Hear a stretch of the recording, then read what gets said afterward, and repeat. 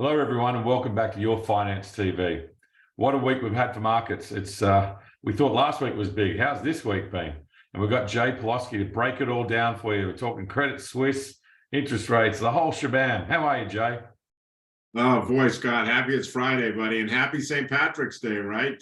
All the Irish folk out there. My mom's maiden name was Boyle, so you can rest assured I'm celebrating. And after this week, I'm probably going to be celebrating with more than just one drink, my friend. I might have one with you, that's for sure.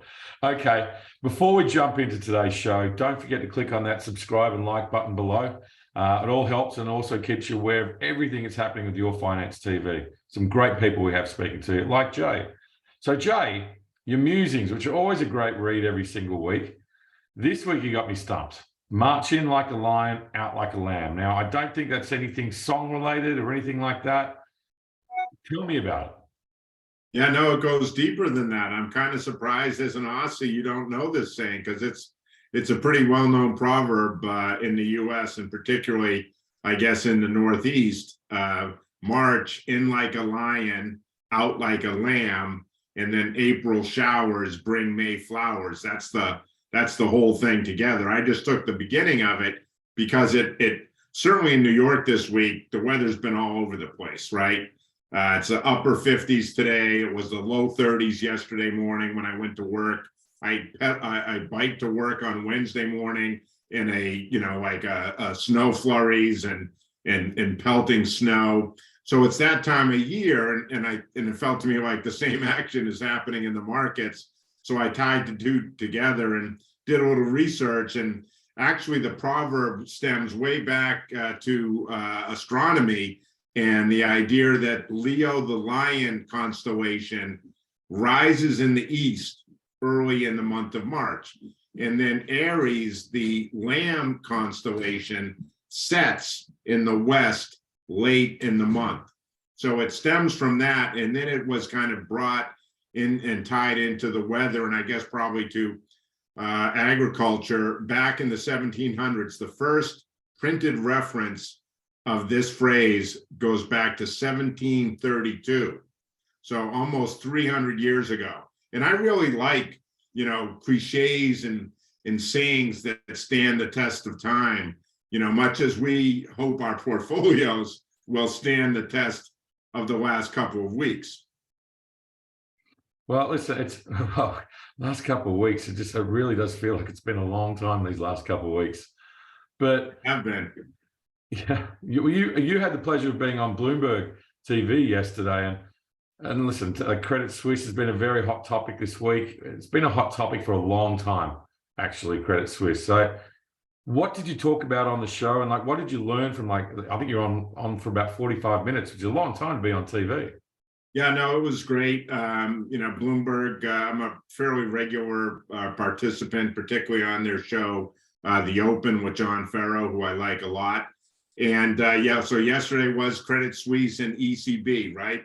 The two tensions together. Are they going to raise rates to deal with inflation, or are they going to hold off because of financial stability risks? And we're going to see the same thing play out next week with the Fed, right? So it was very aptly timed. And, in my view, Credit Suisse, as you touched on, starting at the top, starting even before then, with TV, the benefit of going on TV is not necessarily the exposure, but it forces you to kind of get all your thinking in a very succinct fashion so you can, spit it out quickly in kind of TV time, right? Not have the 20, 25 minutes we have here. You're talking about, 30, 60, 90-second kind of sound bites. And so there's real value, particularly in a volatile period like this, to get your thoughts well organized. And then for us at TPW, since we do our musings every Friday, basically yesterday morning's Bloomberg TV notes, the prep for the appearance, is effectively the musings for today. Updated it a little bit, but so clients reading and then folks listening and watching here, basically what we wrote about in our musings today are effectively taken from our notes from yesterday's Bloomberg hit, which focused on Credit Suisse, a sick bank, the sick man of Europe, for years and years. You look at the chart, it's been going down for 5 or 10 years in a row. So no surprise, it got picked off in this contagion, right?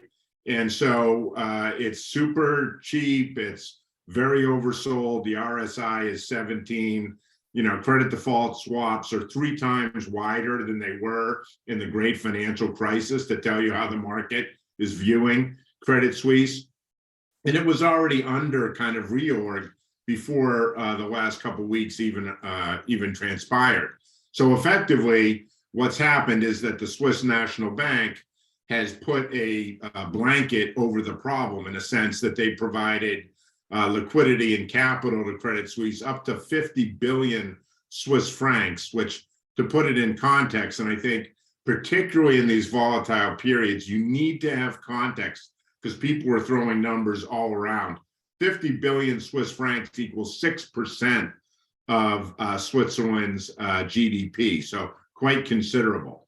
And so our view is that, much as the Fed with its bank term funding program, which, by the way, JP Morgan thinks could reach $2 trillion in size. So again, another huge kind of blanket thrown over the fire of financial contagion in the US, that these things are going to allow the central banks to, as I say, walk and chew gum at the same time, right? So the walking is putting a blanket on the contagion risk in Europe, in the United States. Done. Now chewing gum is dealing with inflation. 50 basis points yesterday with the ECB, 25 basis points we expect next week with the Fed. And then certainly with the Fed, and we'll get into this in a minute or two, I'm sure, with the Fed, we think the Fed is going to go on hold. The ECB may have a little bit more to do. But in essence, for us, the key is that the contagion fears, we think, should be limited, given the response of the Swiss National Bank and the Fed. Well, it's interesting you mentioned key there, because like on your musings and people watching, like go to Pelosky.com to sign up for Jay's musings. Like you cover so much in your musings, but when you've had that time at Bloomberg, like what is the key insight you've taken from all of this? I love it when you read my stuff. Can I just say that for all the folks out there, this guy is the best, because he reads the stuff and then he can ask intelligent questions. And we like intelligent questions here at TBW Advisory. We'd like to think we ask a few on occasion ourselves. So yes, it is. What is the key insight? And I do think there is a key takeaway that folks haven't cottoned on to yet. And it is that the battle for the inflation target, right? Whether the Fed is going to continue to raise till inflation gets to 2%, or are they going to stop at a higher level, say 3%? That battle has been fought and won over the last week. The last week says there's absolutely no way the Fed is going to be able to continue to raise rates until they see 2% inflation, right? The beneficiaries of the zero interest rate and work from home periods, namely tech and its bankers and the VC space, et cetera, cannot afford to have rates march steadily higher. So that battle, in our view, is over, and we are not going back to the low inflation, low growth period of the 2010, 2020 period, right? In our view, the Fed is going to accept a higher inflation target, say around 3%, and in a way kind of acknowledge a high nominal growth rate environment that I believe we're in and will continue to be in for periods of years. We've clearly been in a high nominal growth rate environment. We think we're going to continue to be in one. And so as inflation continues to roll down, rates are probably pretty much done after next week. And that, for investors, is really the key takeaway here. If you believe that the authorities have kind of protected against contagion, and I think they have. I don't believe it's systemic risk in the financial sector, either in the US or in Europe. So if you believe that, and you think inflation is going to continue to decline, then we're effectively done with raising rates. And if we're done with raising rates, that's really the key for investors in terms of thinking about forward-looking returns and taking on additional risk. Okay. So when we take all of that in, like obviously your outlook's very important on this front, right? So there's fear in the market, there's panic in the market. I think I saw actually something like record inflows came into the market like up to the 15th, which is a couple of days ago. I'll send that over to you afterwards. But what's your outlook then from here? Well, I think we build on that key insight. And when we think about what's being hit right now, because when you look at the action the last couple of days, tech has done well as rates have fallen, right? So growth has actually outperformed. Believe it or not, Scott, the Qs are up 15% year to date, which is pretty amazing, right? Nobody had that, including us, had that on their kind of score sheet or bingo card for this year. So what's being hit now are the kind of recession fears. So energy, commodities, these things are being hit, right? If you look at XLE, for example, if you look at PIC in terms of the PICK, in terms of the copper miners, both of which positions we have and we like, those have been whacked pretty good. And so to me, if you accept what we just talked about, that the Fed is not going to try and get inflation down to 2%, that it's kind of reached the limits of what the economy will accept, particularly the big slice of the economy that was a beneficiary of zero COVID and work from home, that no longer, you don't have the same risk on the recession side as the market is pricing in. So that's kind of your opportunity. I mean, the way we think about it really simply is the Fed is finished.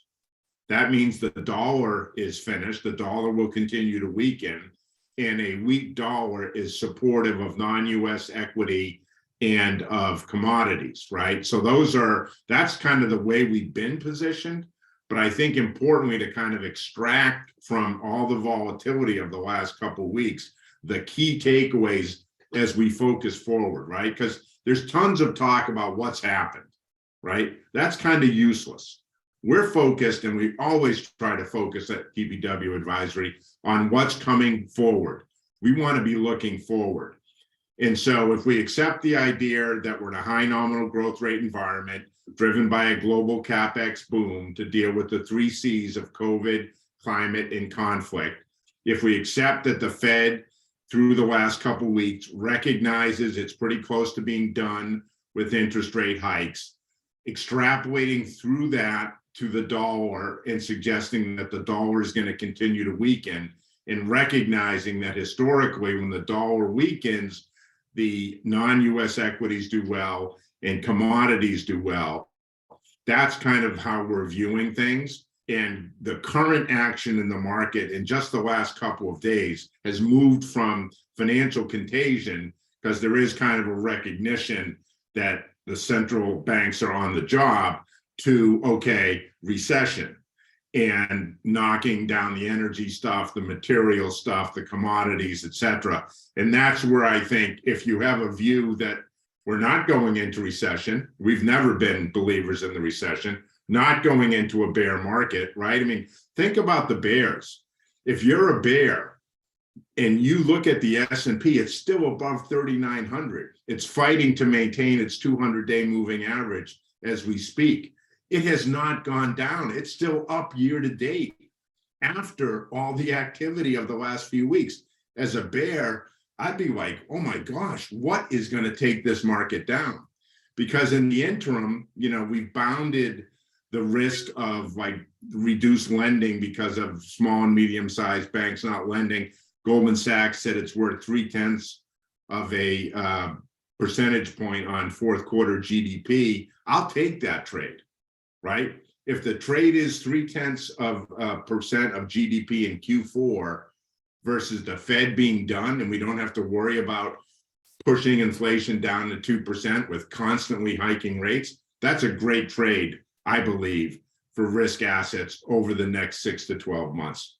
So in essence, we continue to be long non-US equity. We added to a couple of things last week in our monthly when we updated our models. By the way, 3 of the 4 things we added to a week ago are up over the last week amidst all this volatility. So there is decent relative performance going on. And as I said, finishing, Fed finished, dollar down, rest of the world and commodities outperform. Just to go back on that stat where I mentioned at the start, the weekly inflow to cash is of 112.7 billion in the week to March 15th. That's the biggest since April 2020. Well, I mean, to me, what's important is the cash levels that banks have, right? People are worried about the banks. I gave you the Goldman Sachs stat because I think that gives investors and clients a sense of, what is the real risk? I'm hearing about banks pulling in lines and not extending credit, and the economy is going to go into recession.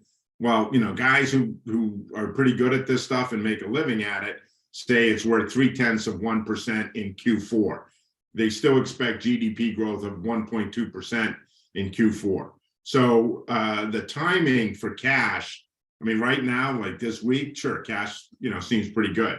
But I'd go back and remind you that year to date through today, the S&P, ACWI, European equities, Mexican equities, home builders, et cetera, are outperforming cash in the midst of all of this. So again, when you think about the, like the bears who are waiting for this earnings-driven shortfall to drive down the market in a meaningful way, I'd also just add as a stat to complement your stat that the Citi earnings revision index for the U.S. equity market is trending back up. So in other words, more analysts are upgrading their estimates for 2023 rather than downgrading them. That's definitely not what you would think, looking at the headlines and watching things thrash about. I mean, I think you need to be very careful in this environment as an investor, right? I mean, unless you're super adept at trading or have a supercomputer, you probably want to be pretty careful about what you're doing because things are swinging around so wildly. But if you do have a 12 to 24 month point of view, as we do, and you do have a view that, we're not going into recession globally in Europe or in the US, that China is leading a new growth cycle as we speak. And the data out of China this week was actually pretty good across the board. So China leading us out of global recession risk. The Europeans in good shape and the US arguably not going into recession. Then you can look at things like the commodity space, which, as I said several times now, and I'll stop saying it, the commodity space has been pressured here the last couple of days, and there are probably some pretty good opportunities for that longer term investment outlook. Jay, it's always great to talk to you on Fridays, and we always learn so much. So it's great. Thanks for so much for your time, and make sure you enjoy that Guinness this afternoon. Yes, indeed. Probably 2 or 3, my friend, and you. For everyone else out there, don't forget to go to Pelosky.com to sign up for Jay's Musings. And until next time, good luck investing.